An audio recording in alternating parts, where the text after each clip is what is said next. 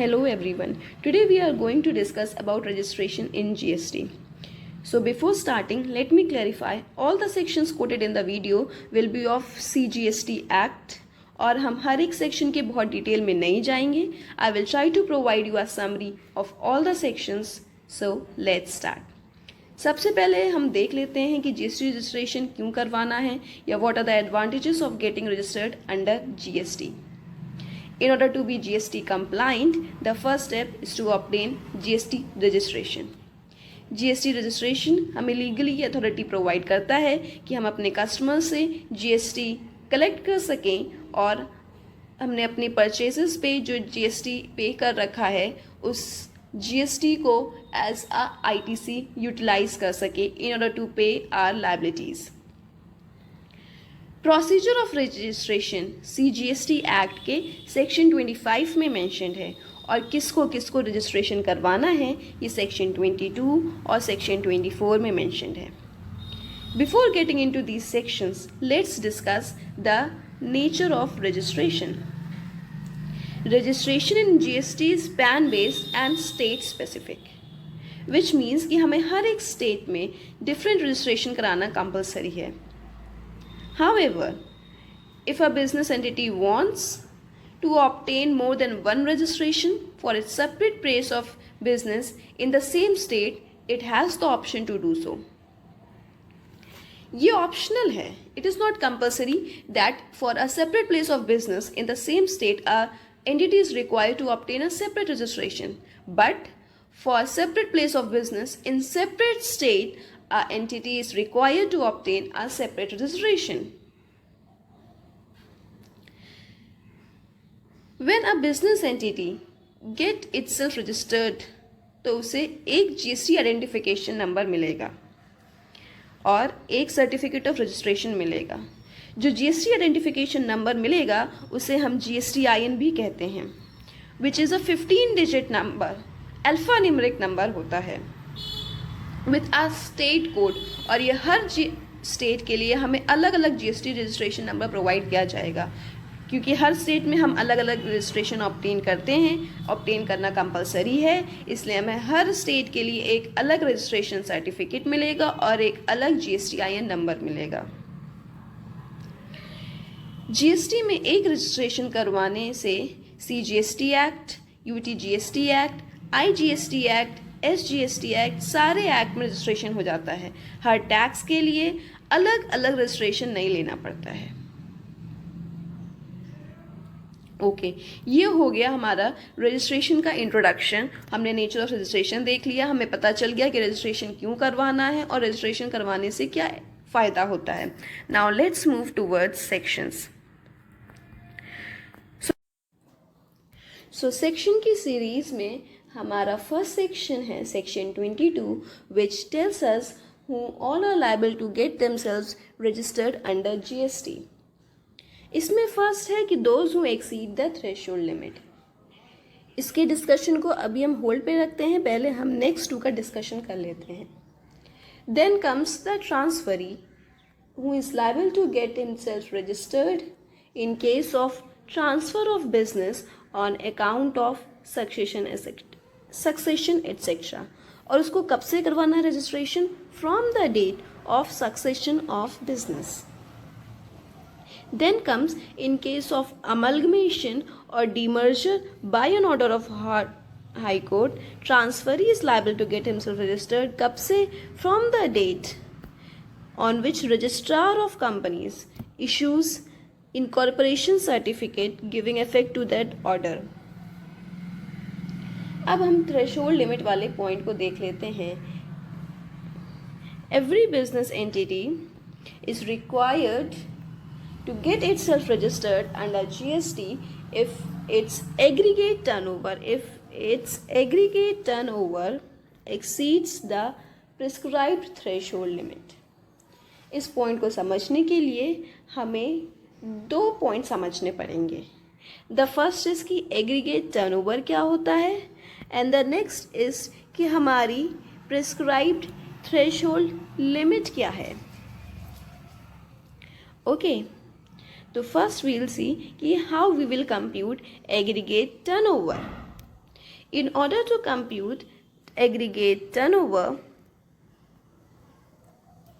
we have to consider all the supplies made on all India basis for same pan.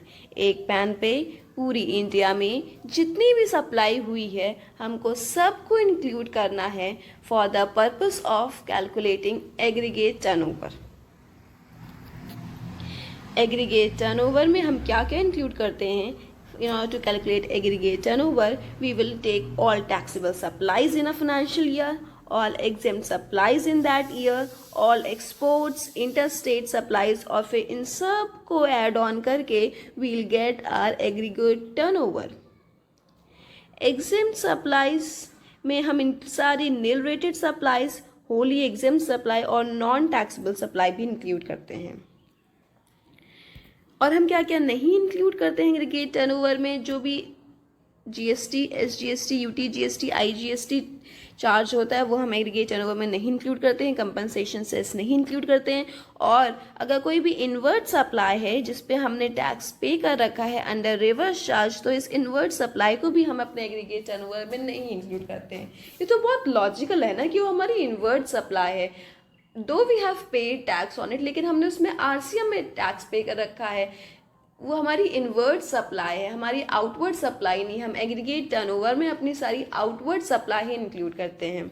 अगर कोई outward supply है जिसमें हमने RCM पे टैक्स पे कर रखा है तो उसको हम अपने एग्रीगेट टर्नओवर में इंक्लूड करेंगे।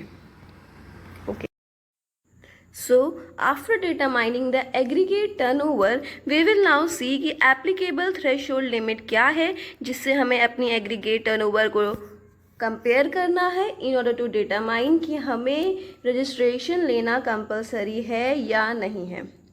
So let's see applicable threshold limit. Applicable threshold limit for the states of Manipur, Mizoram, Nagaland and Tripura. Manipur, Mizoram, Nagaland, Tripura के लिए क्या है? ₹10 लाख, ₹10 लाख।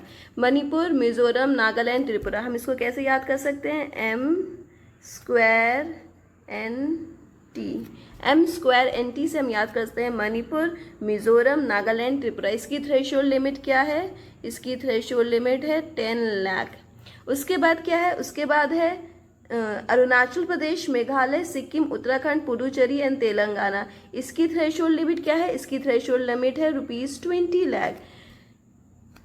उसके अलावा जितनी भी स्टेट्स हैं, Jammu Kashmir, Assam, Himachal Pradesh and all other states, इसकी एप्लीकेबल लिमिट है ₹20 lakh for services and ₹40 lakh for goods. तो हम फिर से देखते हैं applicable threshold limit. Applicable threshold limit हमारी क्या है? एप्लीकेबल थ्रेशोल्ड लिमिट हमें स्टेट वाइज प्रोवाइड की गई है। तो हम फर्स्ट देखते हैं कि मणिपुर, मिजोरम, नागालैंड, त्रिपुरा। मणिपुर, मिजोरम, नागालैंड, त्रिपुरा की हमारी थ्रेशोल्ड लिमिट है ₹10 लाख।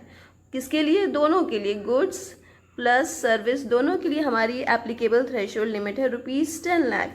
और उसके बाद स्टेट्स अरुणाचल प्रदेश, मेघालय, सिक्किम, उत्तराखंड, पुडुचेरी एंड तेलंगाना, इसकी एप्लीकेबल थ्रेशोल्ड लिमिट है ₹20 लाख। किसके लिए? Both goods and service. इसके अलावा जितनी भी स्टेट्स हैं, Jammu Kashmir, Himachal Pradesh, Assam and all other states, इसकी हमारी लिमिट होगी ₹20 lakh for services and ₹40 lakh for goods.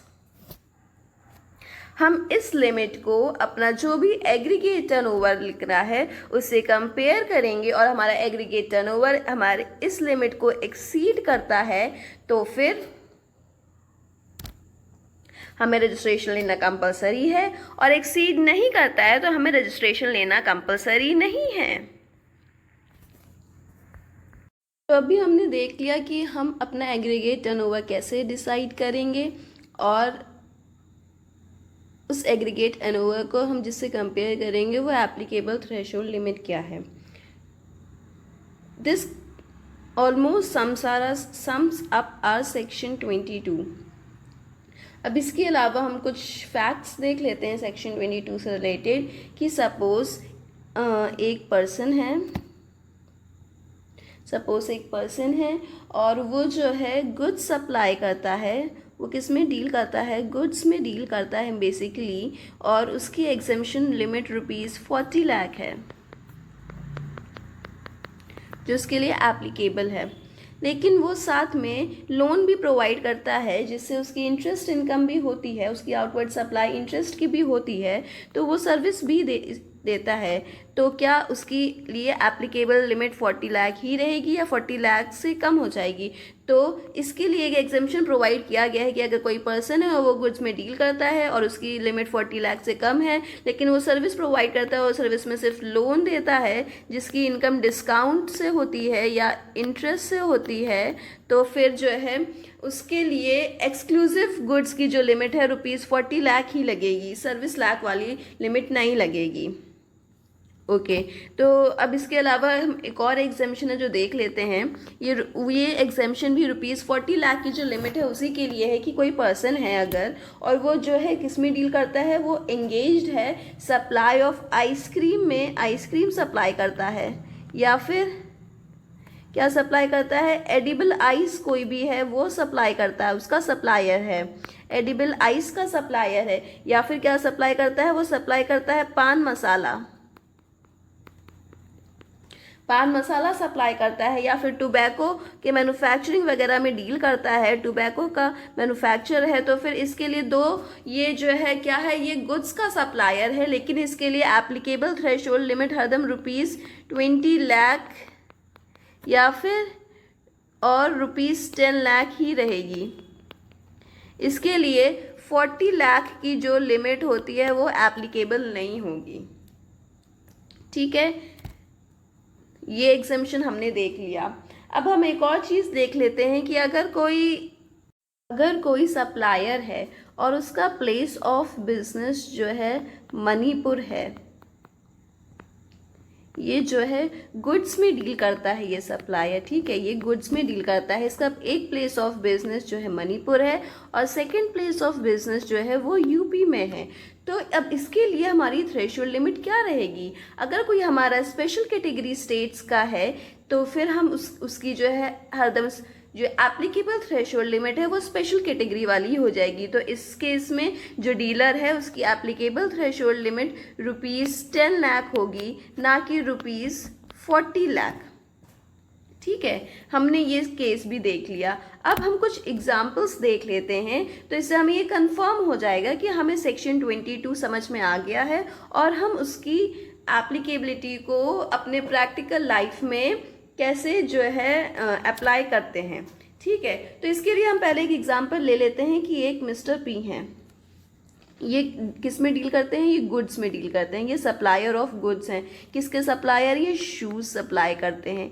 ठीक है, और ये कहाँ पे हैं डील करते हैं, इनका प्लेस ऑफ बिजनेस कहाँ पे है? ये असम में है, ये असम में है इनका प्लेस ऑफ बिजनेस, और इनका एग्रीगेट टर्नओवर फाइनेंशियल ईयर का कितना है? ₹22 लाख है। तो अब आप बताइए कि मिस्टर पी को जीएसटी में रजिस्ट्रेशन लेना कंपलसरी है कि नहीं है?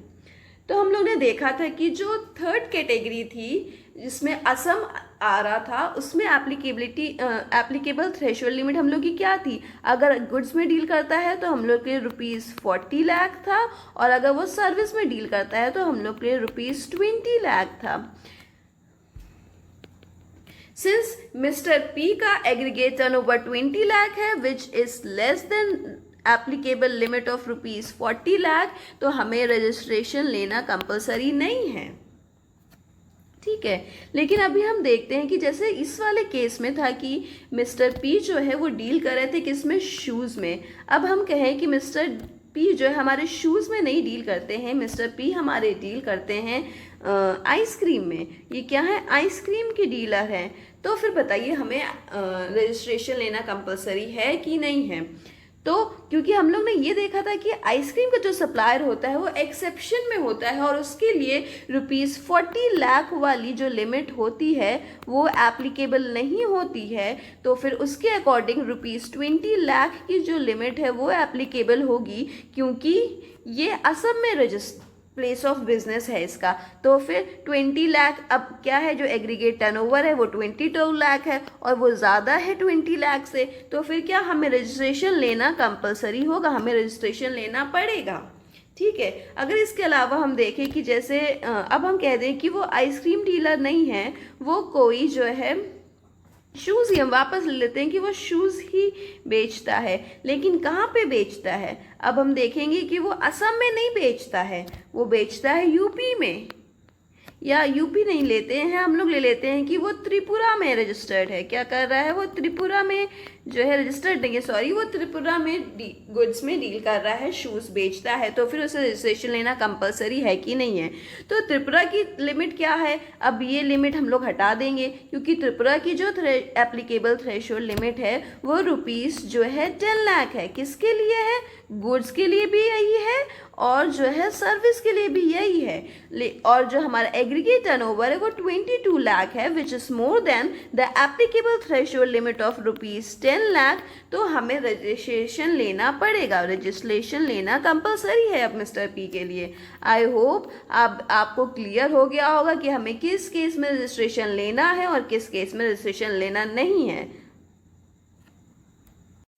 तो बिफोर मूविंग फर्दर, अभी मेरे को एक और एग्जाम्पल याद आ रहा है, तो उसको भी डिस्कस कर लेते हैं, हो सकता है कुछ लोगों को इसमें कन्फ्यूजन हो।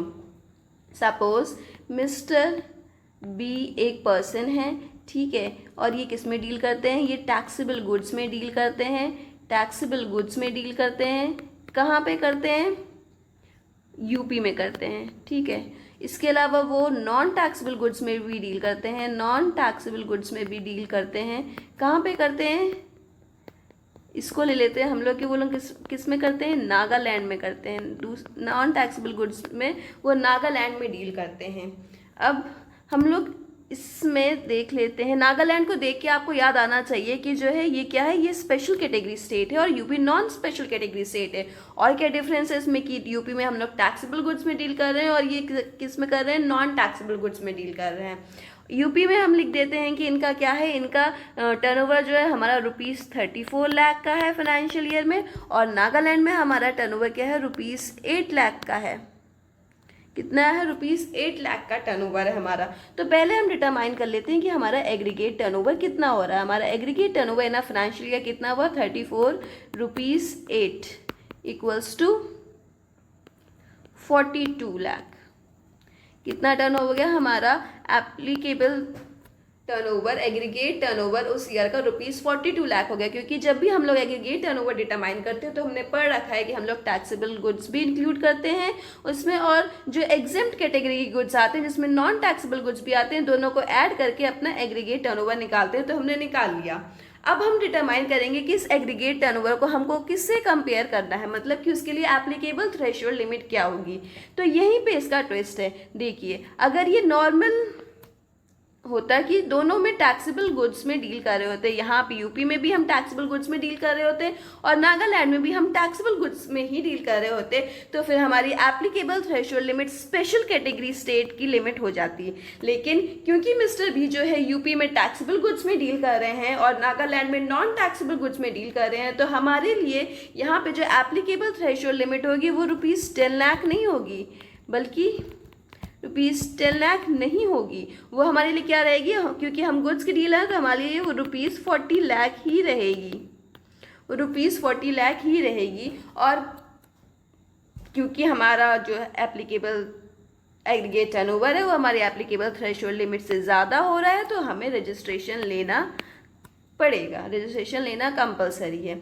ठीक है, में एक और चीज़ देख लेते हैं हम लोग कि जो मिस्टर बी हैं इनको यूपी में तो रजिस्ट्रेशन कराना कंपलसरी है, यूपी में रजिस्ट्रेशन कराना कंपलसरी है, लेकिन क्योंकि नागालैंड में ये किस में डील कर रहे हैं, सिर्फ नॉन टैक्सेबल गुड्स में डील कर रहे हैं, तो नागालैंड में इनको रजिस्ट्रेशन लेना कंपलसरी नहीं है। यहाँ पे इनके लिए वॉलंटरी है, ये चाहे तो रजिस्ट्रेशन लें और चाहे तो ना लें, लेकिन सेक्शन 22 के अकॉर्डिंग इनको रजिस्ट्रेशन लेना कंपलसरी नहीं है नागालैंड में। तो अभी हमने सेक्शन 22 के सारे एग्जाम्पल्स भी देख लिए। So now we should move forward to section 24 section 24 में क्या मेंशन है? सेक्शन 24 में गवर्नमेंट ने कुछ ऐसे सर्कमस्टांसेस, कुछ ऐसी कंडीशंस मेंशन कर रखी है जहाँ पे आपको रजिस्ट्रेशन कराना कंपलसरी है।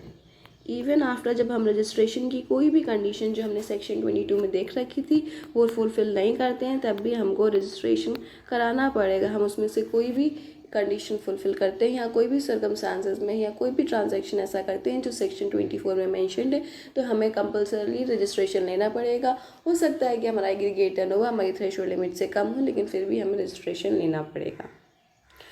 That's all for today. Thank you for watching. Stay tuned to our channel for more such videos. Thank you.